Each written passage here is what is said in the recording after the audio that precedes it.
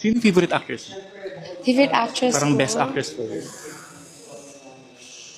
Miss Julian Santos. Why?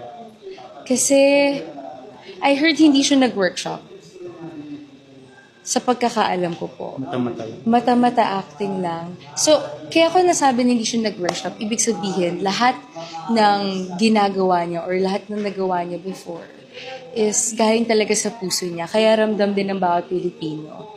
So, yeah. Yes, she is. She Diba? Sino yung favorite actress? Favorite actress Parang ko, best actress for you. Miss Julian Santos. Why? Kasi, I heard hindi siya nag-workshop. Sa pagkakaalam ko po. Mata-mata lang. Mata-mata acting lang. So, kaya ako nasabi na hindi siya nag-workshop, ibig sabihin, lahat ng ginagawa niya or lahat ng nagawa niya before is galing talaga sa puso niya. Kaya ramdam din ng bawat Pilipino. So, yeah. Yes, she is. She Diba? is. One more